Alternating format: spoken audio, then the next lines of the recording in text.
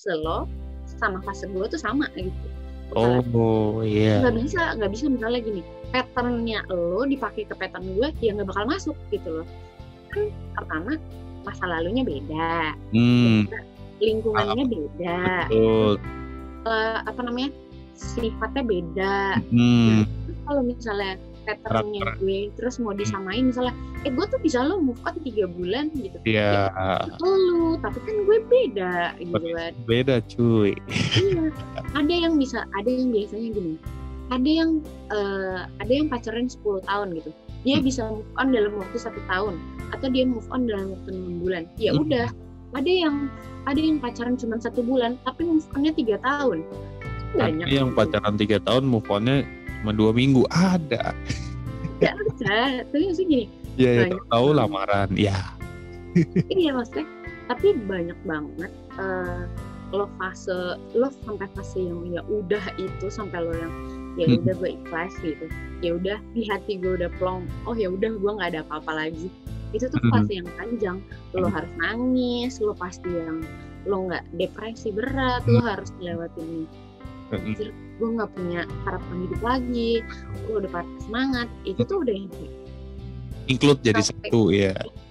Sampai ke titik yang ya udah tuh istilahnya, sampai lo ke titik yang ya udah, itu tuh fase yang berharga banget, yang mungkin buat kan gue bilang nggak semua orang bisa sampai di fase itu, gitu. Karena nanti fasenya itu bakalan ngulang lagi.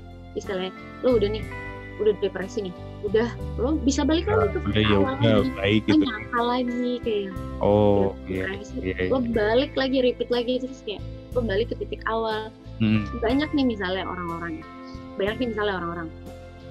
ketika dia udahan sama dalam satu hubungan, terus dia udah jauh pergi bertahun-tahun nggak ketemu, terus udah pisah lama, terus nggak sengaja ketemu buyar itu yang bertahun-tahun tuh apa kabar, nggak ada gitu loh. Iya. Padahal kan udah bertahun-tahun gitu loh, dan masih sama satu orang gitu loh. Ya memang ya dapatnya seperti itu kondisinya kan berbeda tadi ya. Oke lah, artinya fase-fase move on tadi, terus afirmasi juga kita harus kenal ya sama diri kita sendiri, seberapa worth it sih kita gitu, dan fase itu yang tadi memang yang harus kita lewati seperti itu ya. Iya, nggak bisa di skip. Bisa sih memang. Bukan iklan YouTube yang bisa di skip gitu. Sudah ada penelitiannya ya, artinya ya udahlah itu prosesnya panjang sekali. Tapi yang pasti artinya apapun itu ya proses move on atau move out tetap harus kita lewati kan, supaya kita bisa menjadi pribadi yang harapannya bisa lebih baik lagi daripada hari kemarin. Karena ya tadi banyak hal-hal worth it atau banyak orang-orang yang bisa kita bantu jika kita bisa beranjak dari fase sebelumnya. Sepakat nggak sama pernyataan gue? Iya, maksudnya gini, ketika lo masih stuck dengan istilahnya, ketika lo stuck masih dengan masa lalu, lo nggak bisa buka pintu yang lain istilahnya. Iya betul. Lo ketika satu pintu tertutup, 1000 pintu kebuka istilahnya. Nah, tapi kalau masih tahan nih satu pintu, nih 1000 pintu nggak bakal kebuka gitu. Tapi gue ragu deh, buka nggak ya? Tutup nggak ya nih pintu?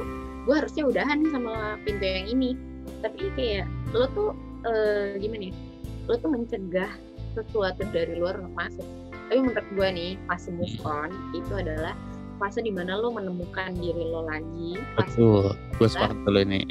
Fase move on adalah fase dimana lo harus kayak ternyata BM gue apa aja nih, ternyata wishlist gue apa aja nih, dan lo kayak lo menemukan diri lo ya, lo menemukan kalau lo mau move on, coba temuin banyak orang baru dan lo bakalan ngerasa lebih banyak value-nya.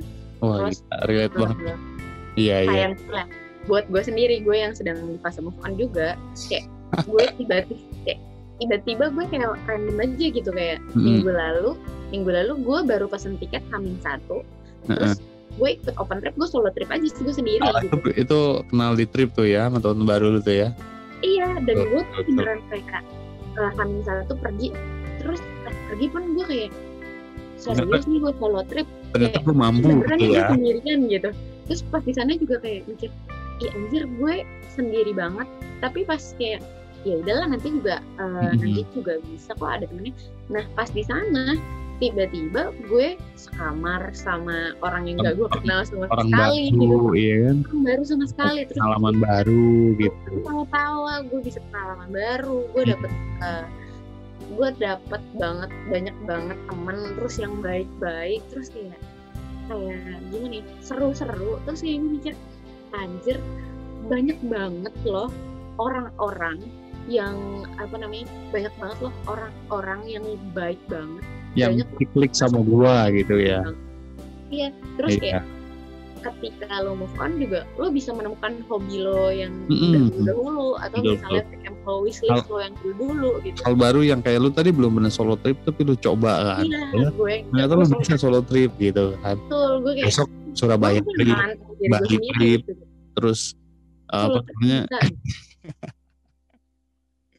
Oke. Kalau misalnya lo buat saran sih dari gue kayak misalnya ketika lo kayak gitu ada fasenya lo nangis, iya wajar lo nangis. Terima ya. Iya, ada fasenya lo sedih, ya sedih, nggak boleh sebenarnya lo nggak boleh nahan emosi lo. Nggak boleh ditahan ya. Iya, lo mau nangis ya udah nangis, lo mau sedih ya udah sedih. Tapi lo diingat gue sedih sampai kapan? Lo ngomong ke diri sendiri, oh ya udah malam ini kita nangis ya, tapi besok udah ya nangisnya, besok kita happy lagi ya kan? Kayak gitu. Tapi nggak bisa juga lo tiap hari happy. Ada saat lo kayak, aduh gue capek nih gitu, aduh gue capek, ya udah capek ya wajar gitu loh, capek ya wajar lo. Tapi lo kalau misalnya kayak kalau nggak boleh juga lo ngurung diri lo tuh kelamaan gitu. Mungkin kalau misalnya orang lagi di fase move on, ketika kehilangan misalnya orang yang disayang atau kehilangan sesuatu mimpi ya betul gitu. Terus kayak aduh ngurung diri, nggak mau makan, terus nggak suka sama sekali sama nganggap orang lain itu jahat semua. Betul. Itu wajar fase yang dimana lo lewatin, tapi kayak lo juga harus lo harus ngebuka diri lo juga buat banyak loh orang-orang yang bisa bantu, yang bisa kita temuin gitu. Maksudnya gini deh, gue juga ngerasa ketika gue move on, gue lagi berusaha untuk move on, ada fase dimana gue nggak betah sendiri. Ada fase dimana gue nggak betah sendirian, gue harus keluar aja tiap hari. Ada fase dimana gue akan di kamar aja, gue cuma nangis aja. Ada fase dimana gue yang kayak gue bisa random aja keliling muterin Jakarta gitu. Gue ada fase aja kayak tiba-tiba gue lari. Ada fase dimana gue yang tiba-tiba gue random ngajakin temen gue kesini yuk, ke situ yuk. Demi ngilangin yang fase-fase tadi itu. Tapi kayak misalnya gini, tapi balik lagi kalau misalnya lo refreshing, lo traveling, lo lakuin apapun yang lo mau, pertama, tapi itu tuh sebenarnya cuma buat pengalihan aja dulu, pengalihan rasa sakit. Sementara. Nah, pengalihan rasa sakit gitu loh. Lo tahu lo sakit, lo tahu lo sedih, tapi lo harus ngalihin itu dulu. Iya, pasti. Ketika emosi lo udah stabil, emosi lo udah enakan, ajak ngobrol diri lo sendiri kayak, ternyata gue begini loh gitu ya.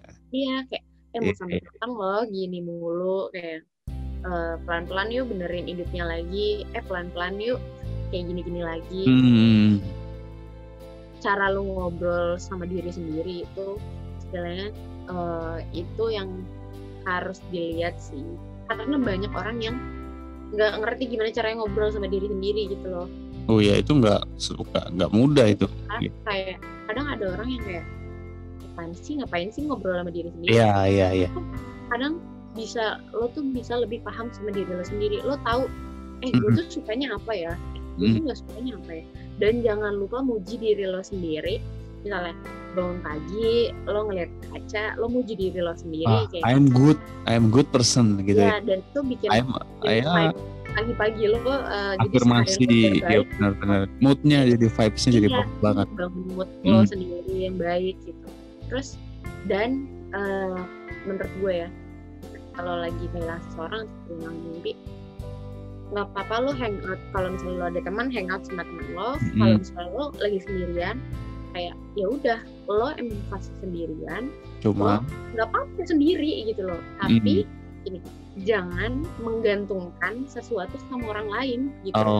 Apapun gitu, jangan mengharapkan orang lain, jangan menggantungkan diri lo sama orang lain. Ketika lo menggantungkan diri lo sama orang lain, itu kayak makin repot, lo nanti bakalan kecewa. Iya betul. Kalau nggak sesuai, kecewa lo tuh bakalan lebih banyak. Jadi double, 2 kali kecewa ya. Iya. Saya lo sama lo, kok lo nyakitin gue sih, sama.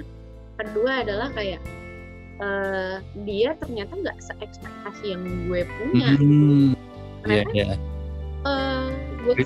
Related sekali. Maksudnya gini deh, ke sahabat pun gitu, kayak misalnya ada saatnya sahabat lo bisa nemenin lo, ada saatnya sahabat lo nggak bisa nemenin lo. Nah tapi kan ada ego yang dimana lo kayak, oh lo gitu sih, gue lagi sedih nih, gue pengen minta temenin lo. Nah kalau lagi ada di fase kayak gitu, lo pasti egois kan, kayak lo temenin gue dong. Nah menurut gue, buat gue sih, karena gue ada di fase dimana ketika sahabat gue lagi nggak ada, karena gue lagi istilahnya patah hati atau segala macam, itu ya udah gue cari temen yang lain yang bisa kayak ya udah gue ngembangin circle gue aja gitu. Gue mencari ya udah gue cari circle gue yang lain deh gitu. Oke, ya. Artinya harus banyak hal-hal positif lagi yang dibangun, digali ya. Banyak banget sharingnya, mantap. Kita lebih durasi nih. Sorry. Oke lah, no worry. Kalau gitu nggak apa-apa. Thank you banget sharingnya ya di percakapan kali ini tentang move on. Mudah-mudahan bisa jadi referensi buat gue pribadi, buat viewers semuanya. Dan yang belum bisa move on, cepat move on ya. Amin. Mudah-mudahan pembicaranya di sini juga bisa move on dengan segera. Move on. Oke, mudah-mudahan bermanfaat percakapan kita. Buat teman-teman semua viewers yang mau kasih cerita, bisa kasih komentar atau bisa juga nanti kirim via email, kita cantumkan emailnya di bawah ini. Sampai bertemu lagi di percakapan kita berdua selanjutnya. Jangan lupa like, komen, dan follow juga IG kita. Subscribe juga boleh. Goodbye, see you.